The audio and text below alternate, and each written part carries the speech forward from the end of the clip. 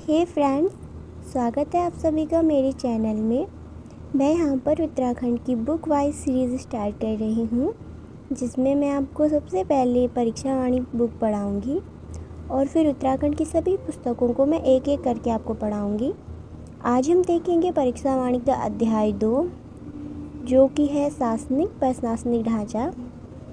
इस चैप्टर की सारी इम्पोर्टेंट चीज़ें मैंने परीक्षा वाणी से ली है। और अगर आपको वीडियो अच्छा लगे तो लाइक शेयर कमेंट ज़रूर करना। तो चलो हम स्टार्ट करते हैं। अब सबसे पहले हम पढ़ेंगे उत्तराखंड के गठन के बारे में, जो कि 9 नवंबर 2000 को हुआ। यह भारत का 27वां राज्य और 11वें हिमालय राज्य के रूप में इसका गठन हुआ। गठन से पहले उत्तराखंड का नाम उत्तरांचल था, पर 1 जनवरी 2007 को उत्तरांचल से उसका नाम उत्तराखंड पड़ा। अब हम बात करते हैं प्रतीक चिन्हों के निर्धारण के बारे में, जो कि अप्रैल 2001 में हुआ। हमारा जो राज्य चिन्ह है वो है गोलाकार मुद्रा में 3 पर्वतीय चोटियाँ बनी हैं, नीचे गंगा की 4 लहरें हैं और मध्य में एक अशोक की लाट है। लाट के नीचे लिखा हुआ है सत्यमेव जयते, जो कि मुंडकोपनिषद से लिया गया है। सत्यमेव जयते संस्कृत भाषा में लिखा हुआ है। अगर एग्ज़ाम में कभी पूछ दिया जाए कि हमारा राज्य चिन्ह कहाँ से लिया गया है, तो मुंडकोपनिषद से लिया गया है। तो चलो अब स्टार्ट करते हैं राज्य पुष्प के बारे में। हमारा राज्य पुष्प ब्रह्मकमल है और ये कितनी ऊंचाई में पाया जाता है, तो ये 48 से 6000 की ऊंचाई में पाया जाता है। आपको ये एग्ज़ाम में पूछा जा सकता है। ब्रह्मकमल का जो वैज्ञानिक नाम है वो है सोसूरिया अब्बेलेटा और ये एस्टेरेसी कुल से लिया गया है। उत्तराखंड में ब्रह्मकमल की कुल 24 प्रजातियां पाई जाती हैं और पूरे विश्व भर में ब्रह्मकमल की 210 प्रजातियां पाई जाती है। ब्रह्मकमल की ऊंचाई 70 से 80 सेंटीमीटर होगी। ब्रह्मकमल के खिलने का टाइम जुलाई से सितंबर के बीच में होता है और इसका रंग बैंगनी होता है। ब्रह्मकमल का स्थानीय नाम है कौलपदम और महाभारत के वन पर्व में इसे सुगंधित पुष्प कहा गया था। ये क्वेश्चन बहुत इम्पोर्टेंट है कि महाभारत के वन पर्व में ब्रह्मकमल के लिए कहा गया था, तो वहाँ पे आप सुगंधित पुष्प पे टिक करेंगे। ब्रह्मकमल फूलों की घाटी, केदारनाथ, शिवलिंग बेस, पिंडारी ग्लेशियर यहाँ ज़्यादा पाया जाता है। तो अब हम देखते हैं राज्य पक्षी के बारे में। हमारा राज्य पक्षी मोनाल है और इसे हिमालय का मयूर भी कहा जाता है। ये 2500 से 5000 की ऊंचाई में पाया जाता है। मोनाल का वैज्ञानिक नाम लोफोफोरस इम्पीजेनस है और मोनाल एक मादा प्रजाति है। इसकी जो नर प्रजाति है उसे डफिया कहा जाता है, ठीक है। और इसका स्थानीय नाम मोनाल या मन्याल है। मोनाल के पूंछ का रंग हरा होता है और प्रिय भोजन इसका आलू होता है। कभी आपसे एग्ज़ाम में पूछ दिया जाए कि मोनाल कौन सी फसल को सबसे ज़्यादा नुकसान पहुंचाता है, तो वो आलू की फसल होगी।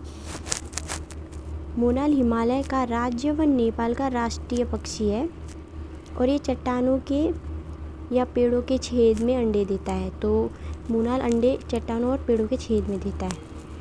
अब हम बात करते हैं राज्य पशु के बारे में, जो कि है कस्तूरी मृग। इसे हिमालयन मस्क डियर भी कहा जाता है। ये 3600 से 4400 की ऊंचाई में पाया जाता है और जैसे इसका प्रिय भोजन केदार पाती है।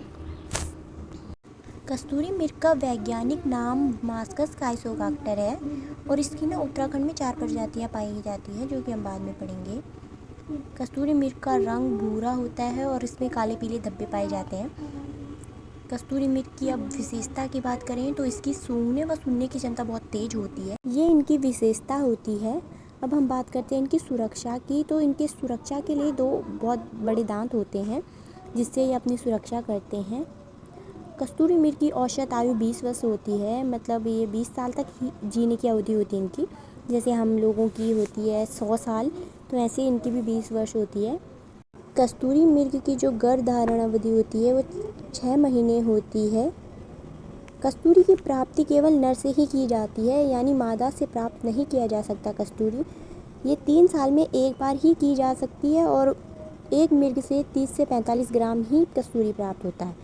अब देखते हैं कस्तूरी मृग संरक्षण के लिए कार्य। जो कि सबसे पहला कार्य है कस्तूरी मृग विहार की स्थापना की गई।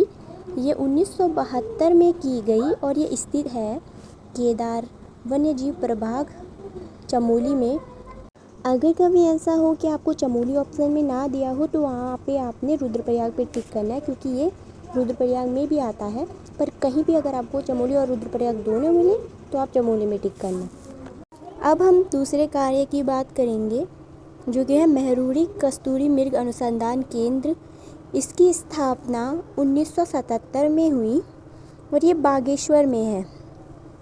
तीसरा जो कार्य है वो है कस्तूरी मृग प्रजनन एवं संरक्षण केंद्र। इसकी स्थापना हुई 1982 में और ये स्थित है कांचुला खर्क चमोली में। कभी कभी एग्जाम में पूछ दिया जाता है कि कांचुला खर्क क्या है, तो ये कस्तूरी मृग संरक्षण एवं प्रजनन केंद्र है। अब हम बात करते हैं अस्कोट अभ्यारण्य की। यह 1986 में स्थापित हुआ और ये उत्तराखंड के सबसे ज़्यादा कस्तूरी मृग भी यहीं पाए जाते हैं। ये स्थित है पिथौरागढ़ में। अब बात करते हैं राज्य वृक्ष के बारे में, जो कि है बुरांस। यह 1500 से 4000 की ऊंचाई में पाए जाते हैं। ये विशुद्ध रूप से पर्वतीय वृक्ष है, मतलब ये मैदान में नहीं पाए जाते हैं और ये सदाबहार है। इनका वैज्ञानिक नाम रोरोडेंड्रोन अर्बोनियम है। इनका रंग चटक लाल है, पर 11000 मीटर की ऊंचाई से इनका रंग सफ़ेद बुरांस हो जाते हैं। कुल इनका एरेकेसी कुल है और खिलने का समय फरवरी से अप्रैल है। इसे 1974 में संरक्षित वृक्ष घोषित किया गया। तो आज की वीडियो यहीं पे समाप्त होती है। अब हम कल डालेंगे इसका नेक्स्ट पार्ट। तब तक के लिए चैनल को सब्सक्राइब करें और कमेंट में बताइए आपको वीडियो कैसी लगी।